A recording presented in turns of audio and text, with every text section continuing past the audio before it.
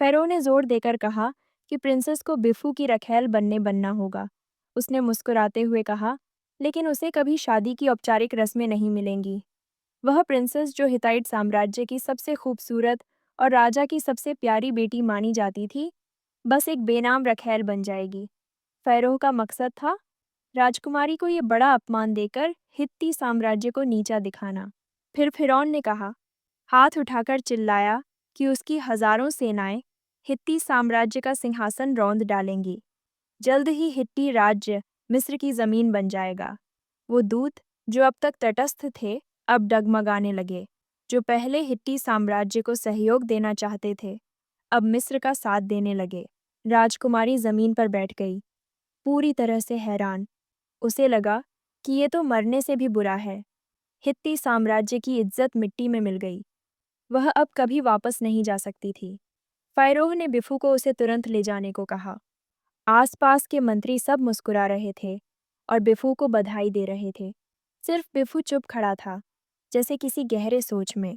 Ivy को भी समझ में आ गया कि दुश्मन का मनोबल तोड़ने के लिए ये सबसे सही तरीका था। अगर प्रिंसेस ने भविष्य में बच्चे पैदा किए, तो हित्ती साम्राज्य की बेइज्जती और बढ़ जाएगी। आइवी ने दिल में खुद को समझाया कि इस मिस्र यात्रा से उसे बहुत कुछ सीखने को मिला है। आइवी के पास उसके घर जाने के लिए उसके हाथ में वह सुनहरा बैंगल था, लेकिन आइवी को अजीब सा डर लग रहा था। आइवी ने फ़ैरोह की ओर से तय हुई इस फैसले को स्वीकार कर लिया। बिफू ने अपना हाथ बढ़ाकर प्रिंसेस की तरफ किया। बिफू ने राजकुमारी से कहा कि इस समय से तुम मेरी रखैल हो। अगर तुमने मिस्र का किसी भी तरह से अपमान किया, तो मैं तुम्हें ऐसा करूंगा कि तुम पछताओगी। आइवी को समझ आ गया कि पुराने जमाने के शासकों के लिए शादी बस सत्ता को मजबूत करने का एक औजार था।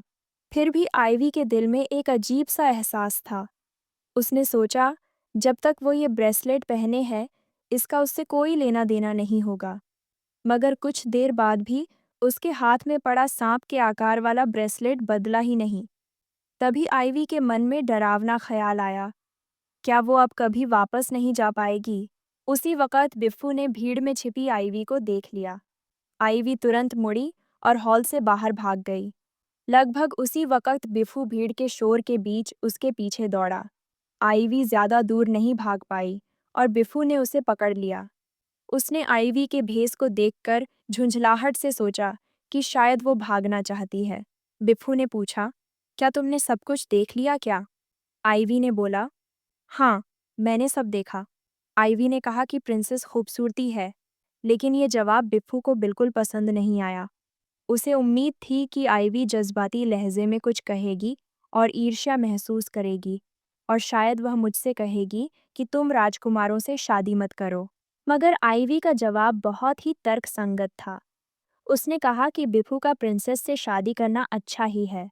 अचानक बिफू ने उसका जबड़ा पकड़ लिया और पूछा, क्या तुम्हें अपनी कोई परवाह नहीं? आइवी की डरी हुई आंखों में हैरानी थी। उसने कहा कि उनके बीच कोई रिश्ता होना ही नहीं चाहिए। ये सुनकर बिफू पूरी तरह गुस्से में भर गया। उसे समझ ही नहीं आया कि ये अजीब सी लड़की हमेशा उससे दूर क्यों जाना चाहती है, कहीं ऐसी जगह जो उसके लिए हमेशा पहुंच से बाहर है। ये सोचकर बिफू की आंखों में मायूसी भर गई। उसने तुरंत आइवी के सामने कसम खाई कि वो प्रिंसेस से हर रिश्ता अभी तोड़ देगा। वो आइवी से अभी शादी कर सकता है और उसे सब कुछ देने का वादा करता है। बिफू के दिल से किए इजहार ने आइवी को थोड़ी देर के लिए दिल से छुआ, लेकिन वो समझती थी कि वो कभी बिफू की अकेली बीवी नहीं बन सकती। सत्ता के लंबे और कठिन सफर में उसके साथ दूसरी, तीसरी और शायद और भी राजकुमारियों से शादी करना पड़ेगा। आइवी को अचानक उदास हो गई। उसने सोचा कि उसे इन सब बातों की परवाह नहीं करनी चाहिए। असल में सबसे अहम तो ये था कि वो इस समय और जगह में कैसे खो गई, और उसे बिफू जैसा इंसान क्यों मिला। क्या उसे कभी मौका मिलेगा कि वो वापस आधुनिक दुनिया में लौट सके? तभी उसके हाथ का सांप आकार वाला ब्रेसलेट अजीब सी रोशनी देने लगा। आइवी उस जानी पहचानी रोशनी को घूरने लगी। अगले ही पल वो रोशनी उसके पूरे शरीर को ढकने लगी। बिफ्फू घबराकर उसका नाम पुकारने लगा, नेफरटेरी। उसे एकदम समझ आ गया कि ये ब्रेसलेट आइवी को कहीं और ले जाएगा, लेकिन वो बस असहाय होकर देखता रहा और आइवी उस रोशनी में गायब हो गई। जब आइवी ने दोबारा आंखें खोलीं, तो उसने जाना पहचाना चेहरा देखा। उलझन में आइवी को अपने बचपन के पल याद आने लगे, जब वो हमेशा अपनी माँ के साथ रहती थी। उसकी माँ यादों में एक शालीन और नफासत से भरी औरत थी, जिसमें थोड़ा सा पूर्वी लहजा भी था। वो हमेशा सधी और गरिमामयी रहती। उसने आइवी को सिखाया था कि हर मुश्किल का सामना मुस्कुराकर करना चाहिए। आइवी सोचती थी कि ऐसी सुंदर माँ हमेशा उसके साथ रहेगी। जब आइवी 15 साल की थी, उसकी माँ अचानक उसे छोड़कर चली नहीं गई। तभी जब आइवी को लगा कि वो बिल्कुल अकेली रह गई है, सियन आया और उसने आइवी को उसके असली जन्म की सच्चाई बताई। वो मर्द परिवार की छोटी राजकुमारी थी। उसका भाई उसे उस परिवार में वापस ले गया। उसने ये भी वादा किया कि वो कभी आइवी को अकेला नहीं छोड़ेगा। आइवी धीरे धीरे अपनी आंखें खोली। उसने अपने पिता और भाई को अपने पास खड़ा देखा। उसे समझ आ गया कि वो वापस आधुनिक दुनिया में लौट आई है। आइवी उत्साहित होकर उठ बैठी। उसने अपने भाई की ओर देखा। वो बहुत घबराया हुआ दिख रहा था। ये पहली बार था जब आइवी ने उसे ऐसे देखा। उसके पिता की अगली बात ने आइवी को और चौंका दिया। दरअसल, जितना समय आइवी ने प्राचीन मिस्र में बिताया था, आधुनिक दुनिया में वो सिर्फ 1 हफ्ते के लिए गायब हुई थी। पिछली रात ही जब वो घर के लॉन पर बेहोश पड़ी मिली, तब सियन ने उसे पाया। आइवी ने अपनी कलाई की ओर देखा। ब्रेसलेट अब भी था। उसे लगा कि ये समय और जगह का खेल इसी ब्रेसलेट से जुड़ा है। आइवी ने ब्रेसलेट उतारकर चुपके से कंबल में छुपा दिया। जब उसके पिता ने पूछा कि इस दौरान क्या हुआ, तो उसने झूठ बोला कि उसे कुछ भी याद नहीं। 3000 साल पहले प्राचीन मिस्र में घूमकर वापस आना। अगर मैं ऐसा कहूँ, तो शायद मैं पागल लगूं। आइवी को गुमसुम सोच में खोया देख उसके पिता को लगा कि उसने काफ़ी तकलीफें झेली है। उन्होंने प्यार से अपनी बेटी को गले लगाया और उसे दिलासा दिया। इस बीच सेन बस चुपचाप बैठकर देख रहा था, जब तक कि उनके पिता कमरे से बाहर नहीं चले गए। माहौल अजीब तरह से तनावपूर्ण था। असल में सियन ने आइवी की बातों पर यकीन नहीं किया था। उसे उम्मीद थी कि आइवी सच बताएगी कि इस दौरान क्या हुआ। वो अपने आसानी से बहल जाने वाले पिता से अलग था। सियन ने अपनी आंखों से देखा था कि आइवी एक अजीब रोशनी में गायब हुई थी, इसलिए चाहे उसकी कहानी कितनी भी अजीब क्यों न लगे, वो उस पर भरोसा करता।